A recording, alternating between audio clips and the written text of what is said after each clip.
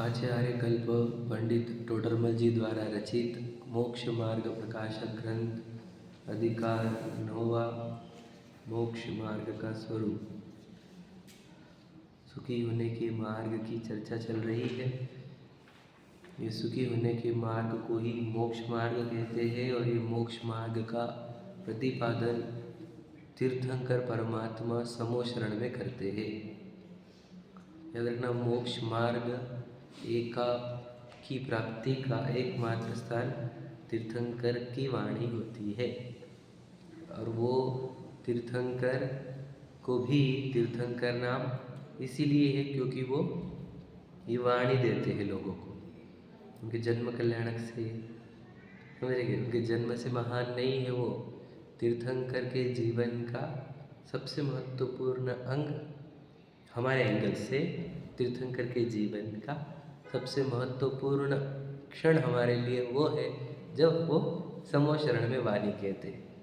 और वो जो समो शरण में जो वाणी कहती है उसी का नाम तीर्थ है। मतलब सोचो 24 को तीर्थंकर का तीर्थ नाम जो है तीर्थंकर तीर्थ करने वाले, तो वो नाम उनके दिव्य ध्वनि से है। जब वो दिव्य ध्वनि में उनकी वाणी करती है तो उस वाणी को तीर्थ कहा जाता है। और उस तीर्थ के करने वाले तो वो तीर्थंकर, मतलब सोचो ये जैन धर्म तो तीर्थंकर के आधार पर ही होता है ना। जैसे प्रतिमा पूरी तीर्थंकरों की पूरी मैक्सिमम, और तीर्थंकर का तीर्थ शब्द कैसे है? वाणी से। हाँ, समझ रहे है ना, क्लियर कट। और फिर वो तीर्थ में क्या बोला जाता है? मुक्ति का मार्ग, सुखी होने का मार्ग। तो सोचो ये जैनिज्म कैसा है। मतलब यहाँ पे सीधी सीधी बात सिद्ध हो रही कि नहीं? तीर्थंकर शब्द तीर्थ, और तीर्थ का कल भी विकार बदल, जो तिराए वो तीर्थ। तिराए मतलब क्या? पार करा दे। तिरा नहीं, तैरना, तिरा दे हमारा, है ना, हमारे को मुक्ति की, मतलब हमारे को संसार से तिरा दे। तो वो तीर्थ यानी जो हम अब वाणी पढ़ रहे हैं वो है वो तीर्थ है क्या, जो तीर्थंकरों के माध्यम से हमारे पास आया है ना। अब ये तीर्थ ऐसा था कि पहले तो वो दिव्य ध्वनि में तो क्या होता था, सबको अपनी भाषा में समझ जाता था गणधरों के माध्यम से। और फिर वो गणधरों से आचार्य तक, आचार्य से मुनियों तक वो चलते रहता था। फिर वो लिपिबद्ध हुआ है ना, वो सब प्रक्रिया हम जानते। तो वो लिखकर उस तीर्थ की रक्षा करिए। सोचो इस शास्त्र में क्या क्या बचा के रखा उन्होंने? तीर्थ को। कुछ भी करो, इस तीर्थ को बचाओ। और उसके हमने देखा है इतिहास मूवी में कि हम कैसे भी करके इसको बचाओ, सेव इट। ये बचा रहना चाहिए, तो भी सुखी होने का मार्ग गायब हो जाएगा। और मैं बताया था आपको, पंचम काल लगने वाला था, भगवान महावीर का निर्माण हुआ तो दिए जलाए गए। जिस प्रकार से वो बहुत सारे नहीं होंगे, पर बोलना है कि अब तो जला के रखो क्योंकि सूर्य डूब गया। अब तो हमारे को सूरज ना प्रकाश की आवश्यकता है, दिए से होगी। वो दिया ही है वो, इससे प्रकाश होता है। क्या का? कोई मुक्ति के मार्ग का, है क्या नहीं?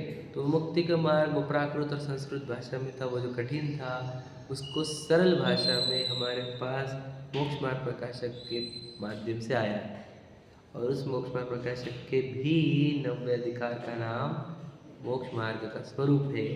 अब ये मुक्ति का मार्ग हम पढ़ रहे जो है वो मुक्ति का मार्ग है, जो तीर्थंकरों ने समोशरण में कहा था, जिसको सुखी होने का मार्ग कहते हैं। और इसी को सिक्योर करना चाह रहे थे हमारे समस्त आचार्य, जिन्होंने 2000 साल तक सिक्योर करके रखा।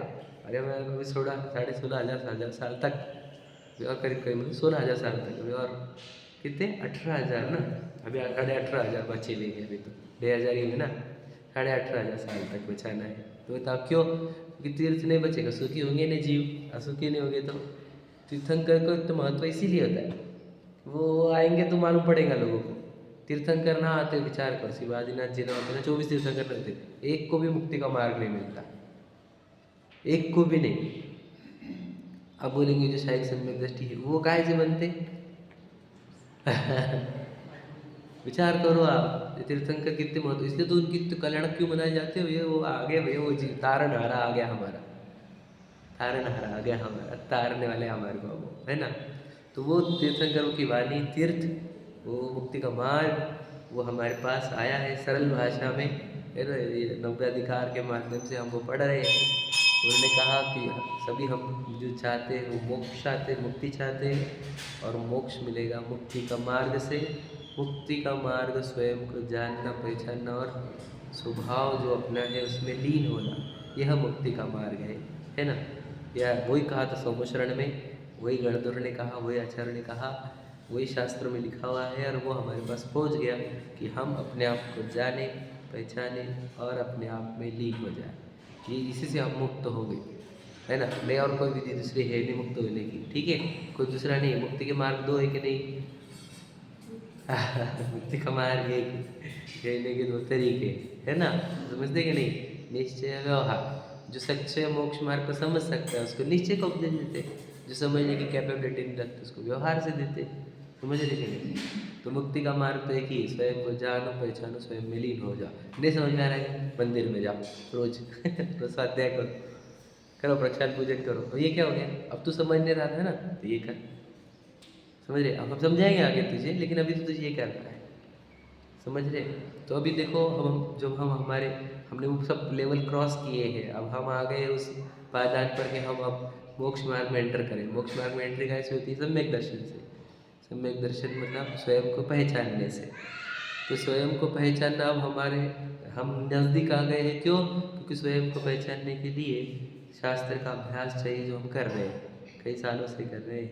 शास्त्र का अभ्यास कर कर अपनी वस्तु की पहचान होना। तो उस विधि क्या है उसकी, तो हमने बताया कि पहले तो आपको देव शास्त्र गुरु की श्रद्धा होनी चाहिए।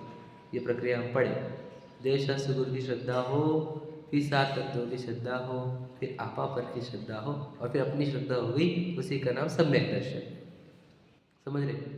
तो ये प्रक्रिया है, पहले देव शास्त्र गुरु की श्रद्धा हो। तो देव की श्रद्धा कैसी होनी चाहिए, गुरु की श्रद्धा कैसी होनी चाहिए, धर्म की श्रद्धा कैसी होनी चाहिए, ये चर्चा अपन करके आ गए 2-3 दिन में, है ना। बहुत कुछ कर लिया चर्चा, हम 7 तत्वों तक पहुँचे थे कल, है ना। उन्हें बताया कि देव की श्रद्धा मतलब जिनेंद्र भगवान के सिवा कोई सुखी नहीं, ये बात आपके अंदर निर्णय हो जाना चाहिए। विश्वास, कोई सुखी नहीं, भगवान के सिवा सुखी नहीं। अगर कोई और सुखी है तो उसका नाम हम भगवान ही रखेंगे। सुखी जीवों को तो भगवान बोलते हैं।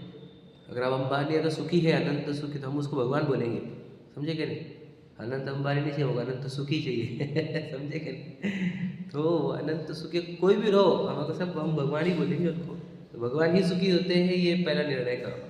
दूसरा, सुखी होने की विधि, गुरु जो चल रहे हैं वो सुखी होने की विधि है ना।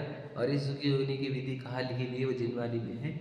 ये बात का निर्णय करो, मतलब ना कोई और व्यक्ति जो भी प्रयत्न कर रहे हो सुखी नहीं हो सकते, और ना सुखी होने की विधि कहीं और है। सुखी भगवान जी है, सुखी होने की विधि कर अपनाने वाले मुनिराज है, और सुखी होने की विधि शास्त्र में है, जिनवानी में है। ये निर्णय पक्का होना चाहिए, इसके बाद आगे की जर्नी प्रारंभ होगी। अगर ये निर्णय नहीं, हमने बताया कुछ लोग ये निर्णय करते नहीं है, इसका विश्वास नहीं करते और फिर आगे बढ़ते हैं, तो वो कैसी गड़बड़ करते हैं वो हमने पढ़ा, हम पढ़ेंगे, और है ना, हमको बढ़ना है उसके ऊपर। तो पहले तो हम ये निर्णय कर ले देव गुरु धर्म वाला, और अब हम उसके आगे 7 तत्वों में हम एंटर करें कि जब आपने निर्णय कर लिया कि जिनेंद्र भगवान सुखी है, गुरु ही सुखी हो रहे हैं, है ना, जिनवानी में सुखी होने का मार्ग मिलेगा, तो हम जिनवानी में सुखी होने का मार्ग समझने के लिए आए हैं। तो जिनवानी में सुखी होने का मार्ग सीखते हुए जिनवानी ने कहा, बोलो, 7 तत्व सिखाए जिनवानी ने। और जिनवानी ने कहा, बोलो, कि जब मोक्ष तत्व प्रकट होगा अपने अंदर तब सुख होगा, पूर्ण सुख, समझ रहे। मोक्ष तत्व संवर निर्जरा से आएगा। संवर निर्जरा आश्रव बंध के नाश होने पर प्रकट होगी, है ना। और आश्रव बंध नाश होंगे जीव अपनी वस्तु का लक्ष्य करने पर, और अजीव का लक्ष्य करने पर आश्रव बंध हो। ये प्रक्रिया बताई, समझा। वापस समझ लेते हैं कि यदि अजीव का लक्ष्य होगा तो आश्रव बंध होंगे, और अपने जीव अपनी वस्तु का लक्ष्य होगा तो संवर निजरा होगी, और फिर उसी से मोक्ष होगा। तब ये विधि है जो 7 तत्व हमारे को सिखा रहे हैं। बताओ, हमें समझे कि नहीं समझे, ये प्रश्न है। कल बात हुई थी अपनी, बताओ। अजीव के लक्ष्य से क्या होता है बताया हमने, आश्रव बंध। और आश्रव बंध कैसे होते हैं? दुखदायक होते हैं। तो मुझे बताओ, क्या हमारे को विश्वास हुआ है ये आजीव के लक्ष्य से आश्रमबद्ध होते हैं और उससे दुख होता है। बताओ हम क्या विश्वास करते हैं? आजीव के लक्ष्य से सुख होगा।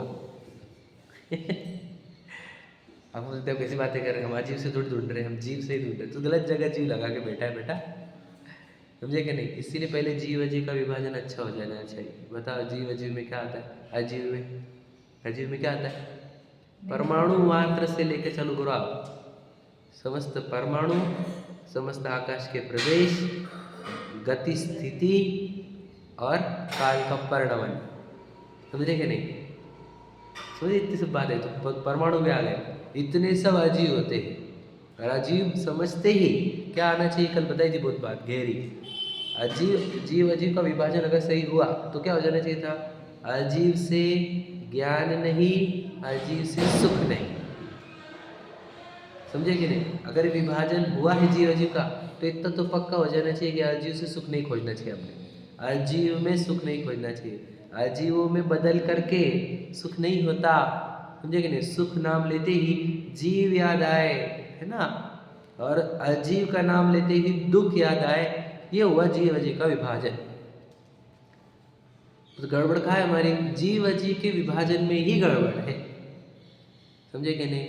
इतना काल बीत गया, हम अभी तक जीव अजीव ही नहीं कर पा रहे। बताओ, अब हम कितने साल से सुन रहे, 7 तत्व ही सीखने थे तुझे, और 7 तत्व में तो पहले 2 तत्व जीव अजीव ही है।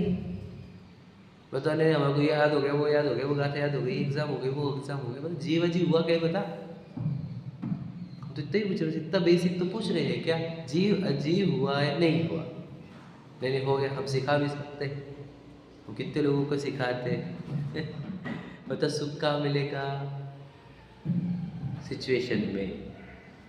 अमीर जब बनूंगा तो, जब प्रसिद्ध होऊंगा तो, जब अनुकूलता रहेगी तो, सुंदरता रहेगी तो, वाहवाही होगी तो, विचार करो इस प्रकार की कुछ। तो ये तो कहाँ समझे जीव अजीव? अजीव का परिभाषा का अर्थ ये होता है कि इसमें से सुख नहीं आएगा, सिंपल। क्योंकि अपनी चीज ही नहीं है, अपनी चीज नहीं तो उसमें से सुख आएगा कैसे? यही अजीव को समझना है। कल बता चुका हूँ मैं, लेकिन थोड़ा रिपीट कर रहा हूँ ये बात को। ये फिर मुझे क्या करना है? मैंने बताया आपको, जो अजीव है वो परिणमन करते हैं अपनी योग्यता से, उनके द्रव्यगुण पर्याय से। और अगर ये शरीर की बात करें तो इसका पूरा परिणमन में निमित्त होता है कर्म, बता चुका हूँ मैं। तो ये शरीर के परिणमन पूरे गवर्निंग बाय कर्म है हमारे, है ना? और फिर मैं ये शरीर के अंदर कुछ चेंज करना चाहता हूँ, ये संयोगों में चेंज करना चाहता हूँ, वो चेंज होते नहीं मेरे से, क्योंकि वो 6 द्रव्य और कर्म है उसको गवर्निंग अथॉरिटी। तो सिचुएशंस बदलने नहीं, क्योंकि सिचुएशन कर्म संचालित है क्या नहीं? और मैं सुखी होने के लिए सिचुएशन बदलना चाह रहा हूँ, सोचो। तो मुझे बदलना क्या थे? मेरे भाव बदलने थे, हमने बता चुके कल बात। सिचुएशन नहीं बदलना है, भाव बदलने हैं। भावों के विशुद्धि के लिए ही जिन शासन है, जिन शासन और किसी के लिए नहीं है, पूरा के पूरा जिन शासन भावों को पवित्र करने के लिए है। तो भावों को पवित्रता के 2 स्तर बताए थे हमने। अशुभ से शुभ होना भी एक अपेक्षा पवित्रता है, परंतु शुभ से शुद्ध होना ही मूल पवित्रता है, सच्ची पवित्रता है, समझे कि नहीं? हम यहाँ भावों को निर्मल करने के लिए आए हैं। निर्मल करने के लिए मतलब किसी व्यक्ति के प्रति दुर्भावना ना हो, पहली बात, समझे कि नहीं? कोई व्यक्ति बुरा ना लगे, हमारे को व्यक्ति बुरा ही नहीं लगे। एक भी व्यक्ति अगर हमारे अंदर कलुषता है तो हम तो अशुभ से शुभ में भी नहीं आए, सच बता रहा हूँ आपको। अगर हमारे चित्त में किसी भी एक व्यक्ति के प्रति कलुषता है, किसी भी एक, हजारों में है तो गए गड़बड़ होके, अगर एक भी व्यक्ति के प्रति कलुषता है, दुर्भावना है, दुर्भावना का अर्थ उसका बुरा हो जाए या वो बुरा है, तो समझ लेना हम अभी अशुभ भावों से शुभ भाव के स्तर पर भी नहीं आए हैं। और यदि हमारे को ऐसा लगे कि समस्त जीव राशि है इतनी संसार में भटक रही है, 8 कर्मों से स्वयं को भूलकर संयोगों में सुख की कल्पना करके बेचारे इतने तड़प रहे हैं, इनको कैसे भी करके सुखी होने का मार्ग मिले, तो भी ये शुभ भाव का स्तर है। ये भावों की शुद्धि नहीं है अभी तक। क्या कह रहे हैं हम? जरा गहराई से समझना।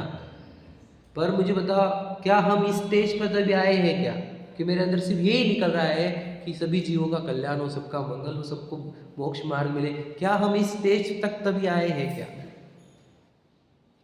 हमको तो मेरे बच्चे का अच्छा हो जाए, मेरा बंगला हो जाए, मेरी गाड़ी अच्छी हो जाए, मेरा नाम हो जाए, मैं अच्छा दिखूँ, मैं ये करूँ, बस इसी में लगे हम तो पागलपने में। मतलब सोचो भावों के स्तर कितने निम्न है हमारे। और हमने तो बताया था कोई जिन शासन में तो भावों को सुधारने के लिए बुलाए थे हमने। हम देखते लोगों को क्रिया बताते रहते, ये हो गया, ये हो गया, ये कर ले, ये कर ले, ये नहीं खाते, खाते खाते, तो भाव देखे तो भाव के वही चीज स्तर। भावों को सुधारने के लिए क्रिया सुधारने को बोला था, पता है क्या आपको? रूल याद रखना, चरणान्वित काहे के लिए होता है बताओ? चरणान्वित का सीधा उद्देश्य होता है कि क्रिया सुधार के भाव सुधारे हम। भावों को सुधारने के लिए क्रिया थी भैया।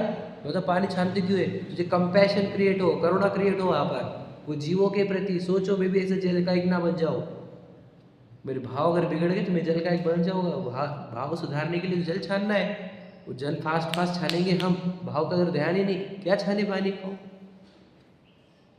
मुझे बताओ, मुझे बोला भावों को शुद्ध करने के लिए पानी छानना था, बुहारी लगाना था, समझे कि नहीं? कोई जीव ना मर जाए हमारे से। सोचो आप बोलते हुए भी अच्छे सॉफ्ट वर्ड क्यों बोल रहे हैं आपको कि भाव अच्छे रहे हमारे। गलती से भी ऐसा वचन ना निकल जाए, मेरे मन में नहीं है दुखाने का, लेकिन मेरे एक शब्द से किसी को दुख पहुंचाए, वो भी ना पहुंचे, इतना केयर लेना है मुझे। समझे कि नहीं समझे? तो हमारे को भाव सुधारने का लक्ष्य कहाँ बताया? बताओ, हम हैं क्या उस स्टेज पर? तो कहना है हमारे को भाव निर्मल करना है। ये हम इस पर आए, सिचुएशन निर्मल नहीं करनी है, सिचुएशन अनुकूल नहीं करनी हमारे को। याद रखना, भाव अच्छे होने पर सिचुएशन बुरी लगती ही नहीं है। क्या कहा रहा हूँ? देखो, हम जब प्रारंभिक भूमिका में थे, मैं मेरी बात करता हूँ, तो मैं चाहता था बुरी सिचुएशन ना आए। अब जब हमारा ज्ञान अच्छा हो रहा है तो बोल रहे बुरे भाव ना आए। सिचुएशन तो बुरी होती कहाँ है? है कि नहीं? याद रखना, बुरी से बुरी सिचुएशन में अच्छे से अच्छे भाव हो जाए तो वो सिचुएशन दुख नहीं देती, और अच्छी से अच्छी सिचुएशन में बुरे भाव आ जाए तो सिचुएशन सुख नहीं देती। इतना स्पष्ट है ये, है कि नहीं भैया? तो हमने कहा करना चाहिए प्रयत्न। तो भाव अच्छे कैसे होंगे? तत्व चिंतन से, तत्व निर्णय से। समझ रहे कि नहीं? जब तत्व समझते हैं हम तो अपने भाव तब निर्मल होते हैं। परीक्षा करो भावों की, परीक्षा करो तत्वों की, तत्वों के निर्णय लो, तत्वों का श्रद्धान होने पर आपके भाव एकदम निर्मल होते ही होते। एकदम लॉजिकल और नेचुरल तरीका है ये। तो भावों को सुधारना ये मेरा लक्ष्य होना चाहिए। इसको बोलते अजीव से जीव की ओर आना। मैं सुखी होने की प्रक्रिया में क्या कर रहा हूँ? अजीव में चेंज कर रहा हूँ। और मुझे चेंज क्या करना है? भावों में। तो भावों में चेंज कहाँ से आता है बताओ?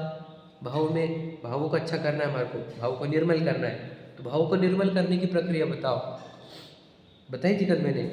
बताओ, भावों को निर्मल करने की प्रक्रिया बताई थी कल, आपको बोला था मैंने, बोलो। हाँ बताओ, चलो ठीक है, वो भी ठीक है। बोलो, कल तो बताई थी भैया, बात याद है अपने आप थे। बोलो, मैं बताता हूँ। देखो, तो भावों को निर्मल करने का बुद्धिपूर्वक प्रयत्न जो हमको चरणान्वित देता है वो यही है, देव शास्त्र गुरु के निकट रहो। देव शास्त्र गुरु के निकट आकर मुक्ति की भावना क्रिएट होती है। बोलो, क्षमा की भावना क्रिएट होती है, विनय, सरलता, संतोष की भावना क्रिएट होती है। इससे भाव में निर्मलता आती, आती कि नहीं आती? देख लो यहाँ पर कैसे भाव है हमारे। देखो बाहर जाकर, देखे हुए होंगे अपने स्विच। फिर जब जो पढ़ोगे जिनवानी तो और भाव निर्मल होते हैं, क्योंकि और समझ में आता है कैसा भगवान है, तो और भाव शुद्ध होते हैं जिनवानी से। समझ रहे कि नहीं? तो बुद्धिपूर्वक प्रयत्न भावों को शुद्ध करने का क्या है? बोलो, स्वयं को ये देव शास्त्र गुरु के निकट रहना। तो इससे क्या होता है? अशुभ से शुभ होता है भाव। भाव में तीव्र कषाय से मंद कषाय आती है कि नहीं? क्रोध से क्षमा आ जाती है, समझ लेना, है नहीं? अहंकार से विनय आ जाती है, लोभ, मायाचारी से सरलता आ जाती है, लोभ से संतोष आ जाता है। इतना तो देव शास्त्र गुरु के निकट आने से ही हो जाता है। और आगे जब देव शास्त्र गुरु के निकट आने पर वे बोलते भैया बोलो, ये भी परलक्ष्य है, परलक्ष्य शुभ राग उत्पन्न हो रहा है, इससे भी भावों में मलिनता ही है। जब आत्मा का लक्ष्य होगा तो शुद्ध भाव होंगे, तब ये मलिनता भी दूर होगी, शुभ राग वाली, और सब शुद्ध होंगे भावपूर्ण, इसलिए उस उपयोग को शुद्ध उपयोग बढ़ गया, है कि नहीं? और वही शुद्ध भाव है। भाव के 3 प्रकार सुने अपने, संश्लेष, विशुद्ध, शुद्ध। तो हम मंदिर में जब देश शास्त्र गुरु के निकट आए तो वो विशुद्धि में आया है, वो शुद्ध में नहीं आता है। जब आत्मा के निकट जाते हैं तो शुद्ध होता है। तो सोचो, भावों को शुद्ध करना ही तो संवर निजरा है, मोक्ष है, बराबर है कि नहीं? और वो भावों की शुद्धि कहाँ से आती है? आत्मा के निकट जाने से। देखो लॉजिकली प्रूव किया मैंने आपको, वो 7 तत्व आत्मा के निकट आने से संवर निजरा मोक्ष होते हैं, और देह का या संयोगों का या पर द्रव्यों का लक्ष्य यानी अजीव का लक्ष्य करने पर आश्रवबद्ध होते। क्लियर कट है, मतलब स्पष्ट पिक्चर है। अब हमको फिर भी नहीं स्पष्ट हो रहा है तो बताओ, हम नहीं समझ पा रहे हैं। मतलब हम ये स्टेज ही क्लियर नहीं किया हमने 7 तत्वों की, फिर बोलते मुझे आत्मा की श्रद्धा क्यों नहीं? 7 तत्व समझे कहाँ भैया अपन ने? 7 तत्व समझता तो क्लियर कट समझ में आता। अजीब का लक्ष्य नहीं करना है। सोचो, पर स्त्री, पराय, गाड़ी, बंगला, वो तो पर है कि नहीं? वो अजीब है कि नहीं? अजीब ही है वो, तो भाग्य का भी नहीं है वो। और वो जो पत्नी बच्चे जो भाग्य वाले हैं वो भी परद्रव्य है, उनके लक्ष्य से भी तीव्र राग द्वेषी होते हैं। और फिर जितेंद्र भगवान वो भी पर पदार्थ है, उनके लक्ष्य से भी राग ही होते हैं, प्रशस्त राग। सोचो, अजीवों के लक्ष्य से राग कंप्लीट मिलेगा, गिफ्ट में मिलेगा 100%। रसों का लक्ष्य करने पर वीतराग दशा है, मुझे इतना स्पष्ट है, बताओ। पर पराय स्त्री पर धन में गए तो तीव्र राग, है ना? स्वस्त्री में गए तो स्वधन में गए तो भी तीव्र राग, देश शास्त्र गुरु में गए मंद राग, और आत्मा में गए तो वीतराग। समझ लें तुम पहले, एकदम कठिन है गई। पर द्रव्य के लक्ष्य से राग होता है, आत्मा के लक्ष्य से वीतराग भाव होते हैं। भावों को सुधारना ही है तो क्लियर कट प्रोसीजर हमारे पास सामने है। सिचुएशन सुधारनी नहीं मुझे, मैं आपको बताया था पूजन की लाइन में, पता है हमने, भावों को शुद्धि करने के लिए मंदिर में आते हैं, परिणामों की स्वच्छता के निमित्त जिन बिंब, है ना? भाव विशुद्धि काज, भाव विशुद्धि के लिए आए हो यहाँ पर, हम तो पूजा करने के लिए आए, ठीक है? सोचो भला, हम घर से निकले तो भाव को शुद्ध करने के लिए निकले थे क्या?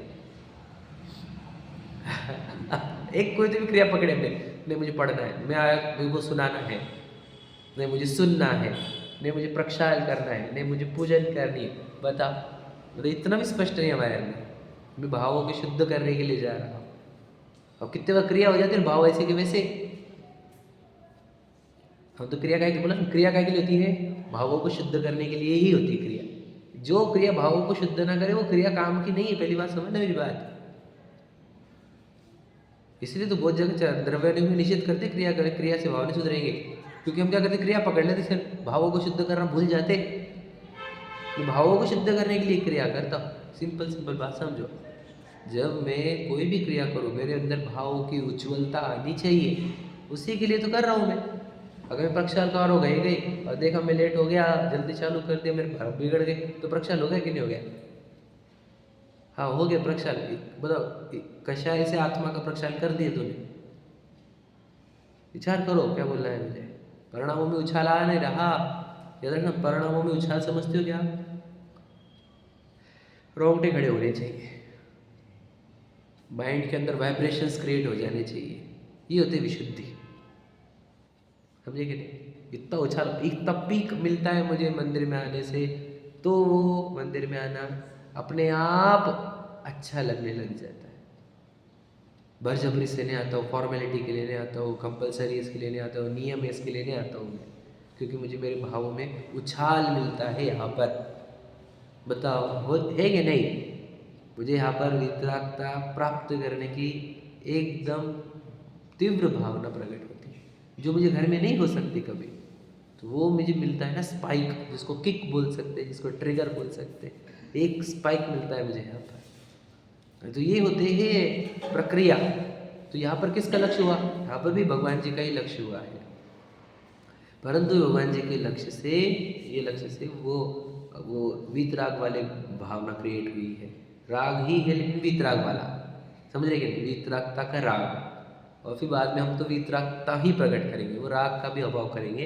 ये प्रक्रिया का ऐसे ही 7 तत्वों से है। 7 तत्वों से क्या बताया हमने? अजीव के लक्ष्य से आश्रवबंध है, अजीव के लक्ष्य से संवर निजरा मोक्ष। बताओ हो गए कि नहीं 7 तत्व? कितना सरल है बता, कठिन है क्या? 7 तत्व कितने सरल है, मैं तो बताऊँ इससे सरल तो हो ही नहीं सकता। तो हम सुखी होने के लिए किधर किधर का लक्ष्य है हमारा, बता। सुख बोले तो क्या दिख रहा है हमारे को? तो तुमको बोलता हूँ, देखो और बता दो आपको।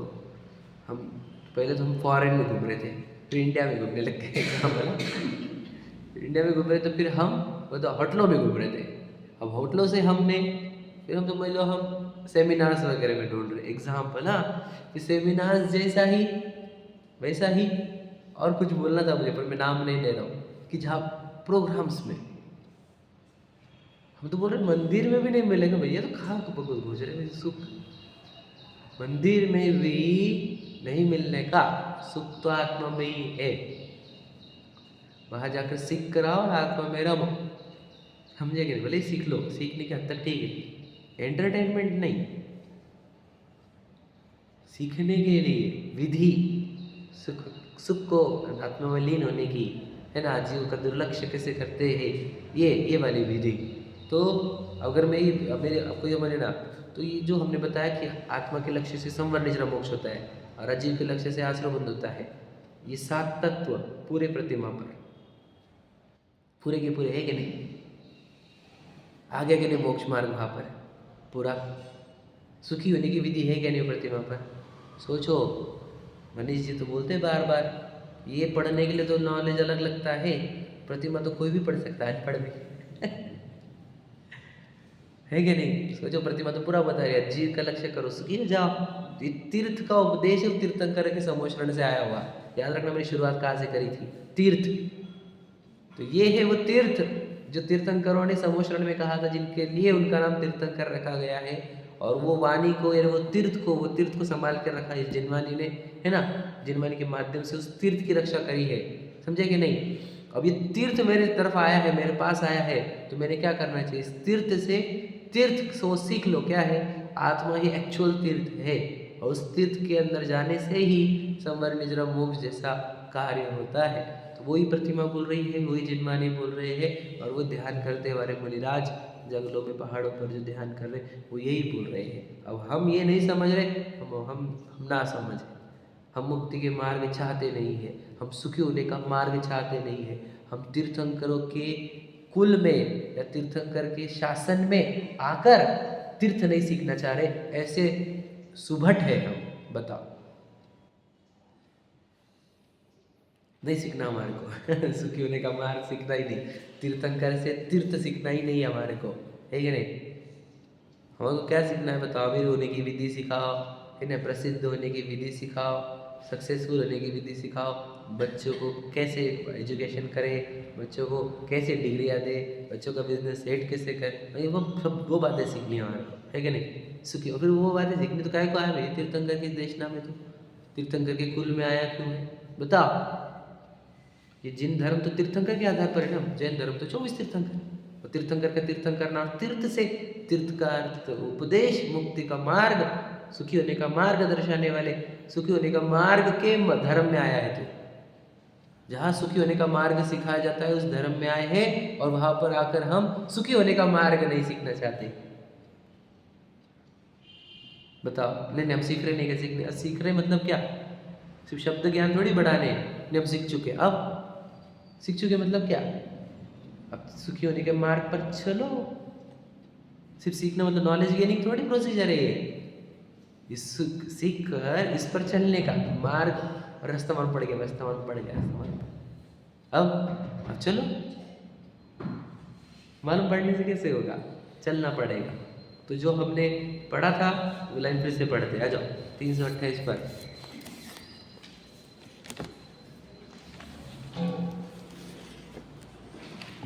नीचे से दूसरा पैराग्राफ, ऊपर से तीसरा।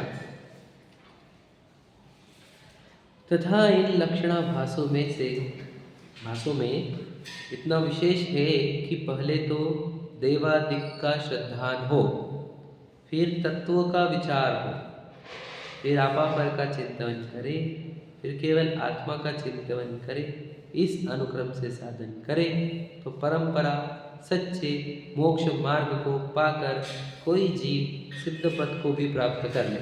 देखो क्लियर कट लिखा हुआ है पूरे, देखो कोई लक्षणाभास मतलब मिथ्या दृष्टि से सिद्ध दशा तक की पूरी प्रोसीजर है।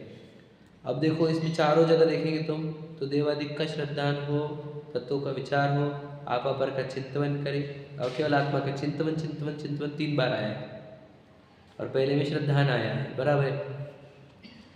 तो ये चिंतन करके आत्मा का अनुभव होगा। आत्मा का अनुभव हो गया तो हम मोक्ष मार्ग में सम्यक दर्शन में एंटर कर गए, है ना, सम्यक दर्शन सम्यक ज्ञान में। और फिर बस इसी में आगे बढ़ते जाएंगे तो सिद्ध पद को प्राप्त करेंगे। समझ में आया? प्रक्रिया तो एकदम सिंपल है एकदम।